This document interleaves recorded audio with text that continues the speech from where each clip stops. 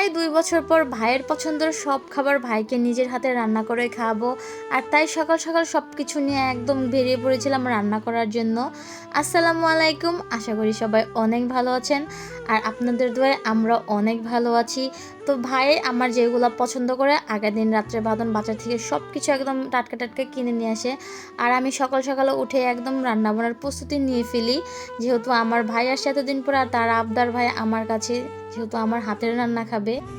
সকালে নাস্তার জন্য কিন্তু গরম গরম রুটি আর তার সাথে হলো ডাল দিয়ে হলো ফ্যাপসা দিয়ে তারপরে একটা ডাল রান্না করবো। যেহেতু কালকে খেলা গেছে, এখন ওকে ঘুম থেকে ওঠে না, অলরেডি আমি নিজেও তো লেট। আম্মু সব কিছু গুজগাজ করে রাখছে। আর এদিকে আমি ডাল বসিয়ে দিচ্ছিলাম আর আম্মু করতেছিল রুটি, যেহেতু আমি গোল করতে পারি না।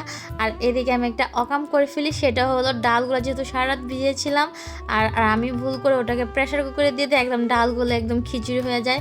তো যাই হোক, ও একদমই ঝাল খেতে পারে না, তো ফার্স্টে ওকে রুটি দিয়ে নাস্তা করাই হলো গরম গরম ফ্যাপসা আর ডাল। আর তার সাথে ছিল হলো ডিমের ভাজা। আর আমি সবার পরে খেতে আসি। আর আমার একটা বদভ্যাস, সেটা হলো যাই হোক, কিন্তু ভাই আগের রাত্রে কিন্তু মেসি হারছিল, এটা থেকে খুবই কষ্ট লাগলো। আর্জেন্টিনা ফ্যানরা আপনারা কিছু মনে করবেন না, আমরা অনেক অনেক পোস্ট করেছি এর জন্য। আমি নিজেও কিন্তু আর্জেন্টিনা লাভার। তো যাই হোক, তারপরে আমার মেয়ে হলো ঘুম থেকে উঠে ফেলে তারপরে তাকে সুন্দর করে গুজগাছ করে আবার রান্না করতে আসি। কিন্তু আমি যাদেরকে দাওয়াত করি তারা উল্টা আমার বাসায় রান্না করে খেয়ে যায়। কারণ হলো বাবুর জন্য আমি কোনো কিছুই করতে পারি না, ও একটু পরে পরে কান্না করে আর শুধু আমাকে চিনে, আমি ছাড়া আর কারোর কাছে যাইতে চায় না, এর জন্য আর কি। আর এদিকে আনিকা সব কিছু নিজের হাতে রান্না করেছিল, ভেবেছিলাম নিজের হাতে রান্না করে খাবো, উল্টা ওরই সব কিছু করা লাগছে আমার এখানে আইসা। তো গরু মাংস এদিক দিয়ে রান্না করা শেষ, আনিকার হাতের মাছের বোনাটাও নিজেই করেছে, কারণ এই চিংড়ি মাছের বোনাটা আমার ভাইয়ের অনেক বেশি ফেভারিট, এর জন্য।